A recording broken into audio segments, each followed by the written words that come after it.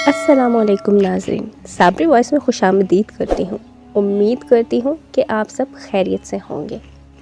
मेरे नए आने वाले मुअज़्ज़िज़ीन से मेरी गुजारिश है कि मेरे चैनल को सब्सक्राइब कर लें और बेल आइकन को प्रेस कर दें। कमरे के एक कोने में दो नन्ही मासूम कलियाँ घुटनों में सर दिए बैठी थी और पूरा कमरा दोनों की सिसकियों से गूंज रहा था।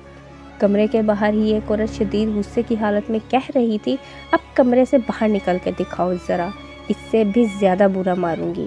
अपनी तो माँ मर गई और तुम दोनों को छोड़ गई मेरी ज़िंदगी अजाब बनाने के लिए।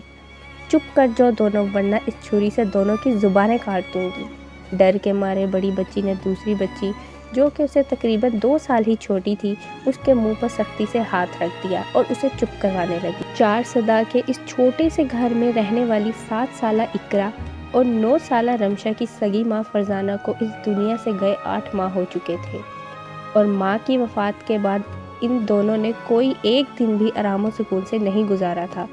इकरा और रमशा का वालिद ज़फ़र एक मज़दूर था जो सारा दिन मेहनत मजदूरी करके अपने बच्चों का पेट भरता था।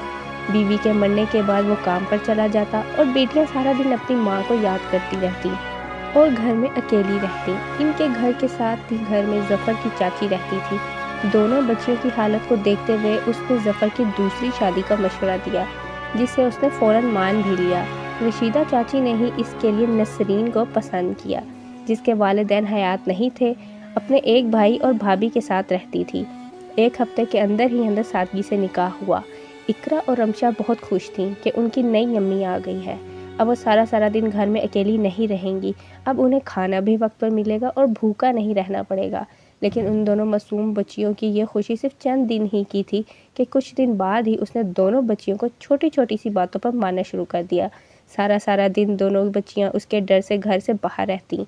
आज भी दोनों घर से बाहर थीं जब 7 साला इकरा ने रमशा से कहा, आपी हमारी अम्मी वापस कब आएंगी? मुझे ये नई अम्मी नहीं अच्छी लगती।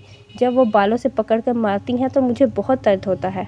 9 साला रमशा ने कहा, इकरा हमारी अम्मी अल्लाह जी के पास चली गई हैं। हम अल्लाह जी से दुआ करते हैं कि हमारी अम्मी को वापस भेज दे। वो दोनों मासूम बच्चियां इसी तरह कभी अल्लाह से दुआ मांगती तो कभी अपनी नई अम्मी की शिकायत करती कि हमारी अम्मी को वापस भेज दे। नई अम्मी बहुत मारती है। इस तरह दिन गुजरते गए, लेकिन नसरीन के दिल में इन दोनों बच्चियों के लिए नरम गोशा पैदा ना हुआ।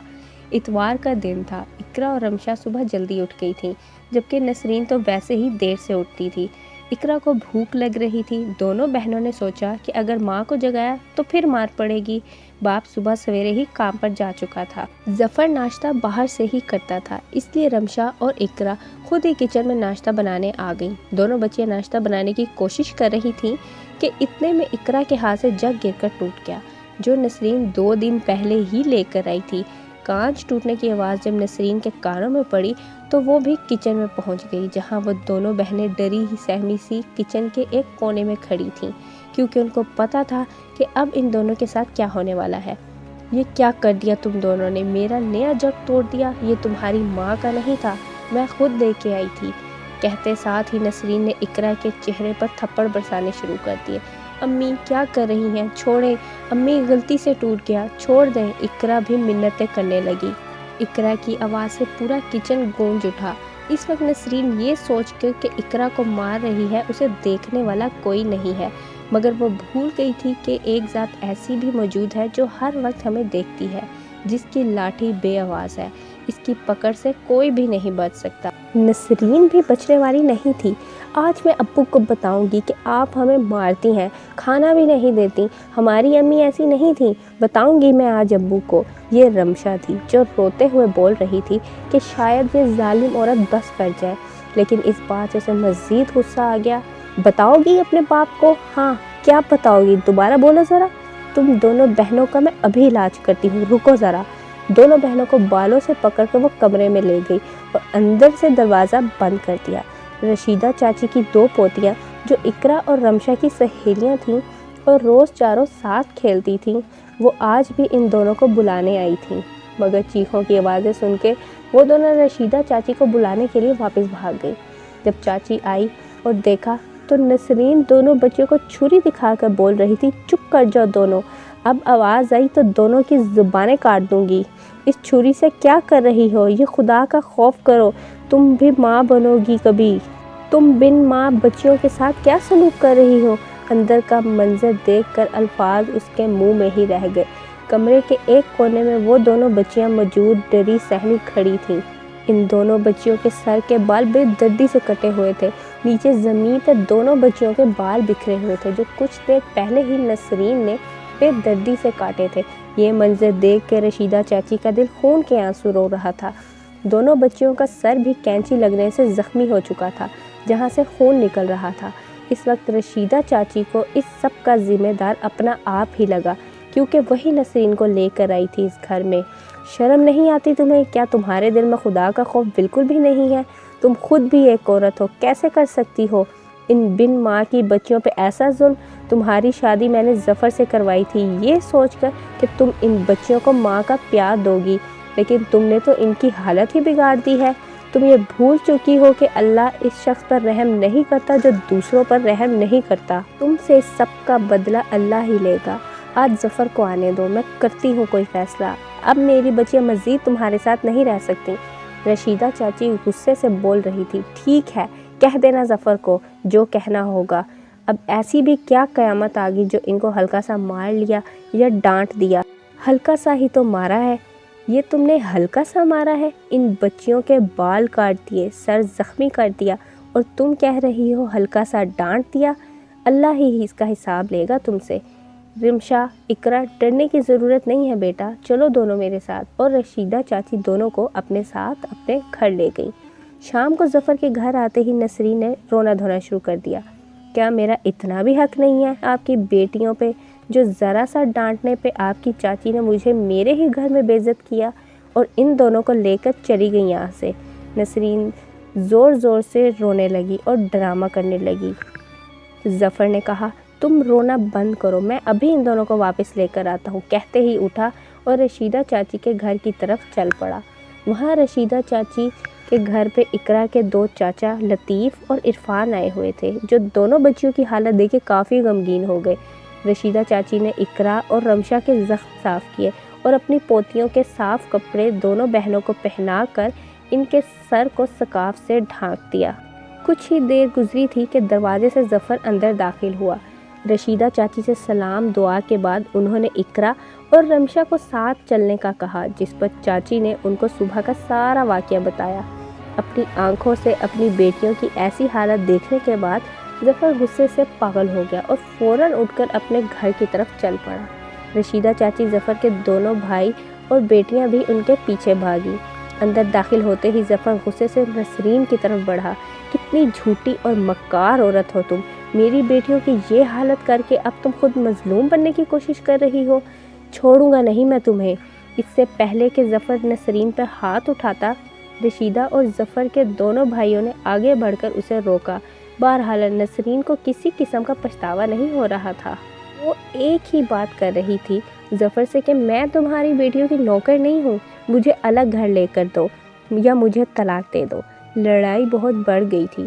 رشیدہ چاچی اور ظفر کے بھائی اس کا گھر برباد نہیں کرنا چاہتے تھے، اسی لیے لطیف اور عرفان نے فیصلہ کیا کہ ظفر دوسرا گھر نہیں لے سکتا، اس کے پاس اتنے پیسے نہیں تھے، وہ تو محنت مزدوری کرتا تھا۔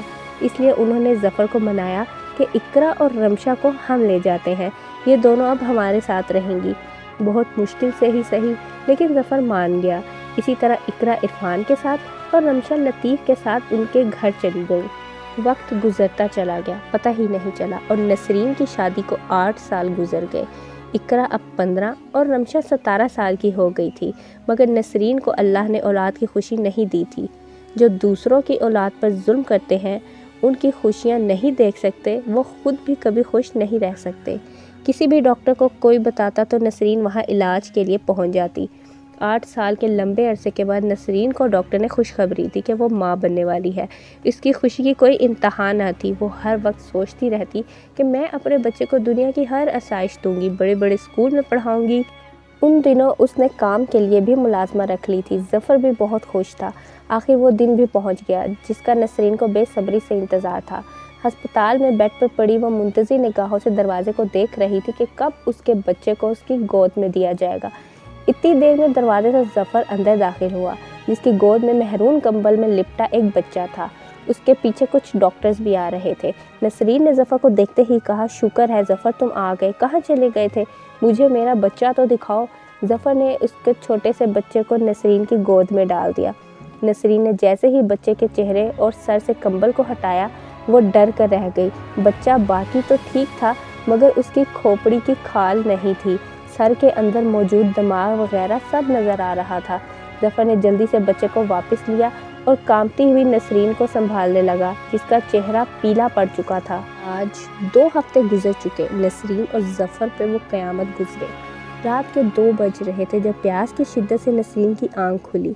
کچن میں پانی پیتے ہوئے اچانک اسے وہ سب یاد آیا جو وہ 8 سال پہلے رمشا اور اقرا کے ساتھ کر چکی تھی۔ رات کے اس پہر کچن میں کھڑی نسرین کے کانوں میں مسلسل ان بچیوں کی آوازیں گونج رہی تھیں، امی مت ماریں اقرا کو، امی چھوڑ دیں، میرے بال نہ کاٹیں، مت کریں امی، صرف ایک دفعہ معاف کر دیں، اس کے بعد کبھی آپ کو تنگ نہیں کریں گے۔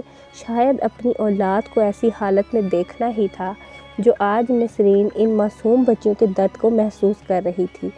چیخ چیخ کر روتے ہوئے وہ کچن میں ہی زمین پر بیٹھ گئی اور اللہ سے معافیاں مانگنے لگی، رونے لگی۔ یہ سب سن کر ظفر بھی بھاگتا ہوا کچن میں آیا۔ کیا ہوا نسرین، کیوں رو رہی ہو؟ بتاؤ مجھے کیا ہوا ہے؟ ظفر نے حواس باختہ ہو کے پوچھا۔ ظفر، مجھے اقرا اور عشا کے پاس لے چلو، خدا کے لیے مجھے ان کے پاس لے چلو، میں ان سے معافی مانگنا چاہتی ہوں۔ آج اس حالت کی ذمہ دار میں خود ہوں۔ نہ میں ان بچیوں پر ظلم کرتی اور نہ آج میرے ساتھ یہ سب کچھ ہوتا۔ جب تک وہ مجھے معاف نہیں کریں گی، اللہ بھی مجھے معاف نہیں کرے گا۔ مجھے لے چلو ان کے پاس۔ وہ زاروں قطار رونے لگی۔ ظفر نے کہا، ابھی بہت رات ہو چکی ہے، کل صبح میں تمہیں ان کے پاس لے جاؤں گا، اور اسے سہارا دیتے ہوئے کمرے میں لے آیا۔ اگلے دن صبح سویرے ہی ظفر اور نسرین عرفان اور لطیف کے گھر روانہ ہوئے۔ اقرا اور رمشا اپنی چاچی کے ساتھ کچن میں ان کا ہاتھ پٹانے میں مصروف تھیں۔ جب باہر سے باتوں کی آوازیں آنے لگیں تو انہوں نے کہا کہ لگتا ہے کہ ہمارے گھر پر کوئی آیا ہے، چلو چل کر دیکھتے ہیں۔ باہر کا منظر دیکھ کر اقرا اور رمشا کو اپنی آنکھوں پر یقین نہیں آ رہا تھا۔ جہاں لطیف کی بیوی نسرین سے سلام دعا کرنے میں مصروف تھی، اقرا اور رمشا نے بھی آگے بڑھ کر سلام کرنے کے لیے ہاتھ بڑھایا، لیکن نسرین نے ان کا ہاتھ تھامنے کی بجائے دونوں کو گلے سے لگا لیا اور زور زور سے رونے لگ گئی۔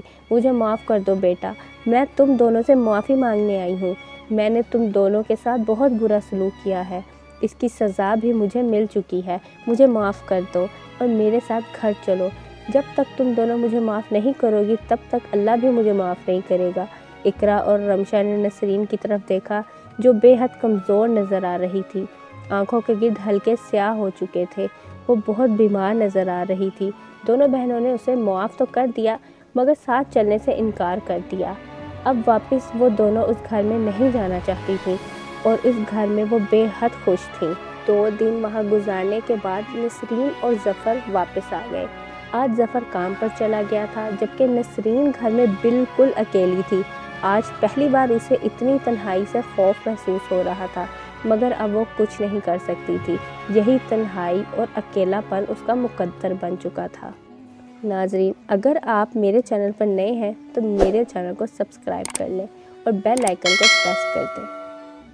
السلام علیکم۔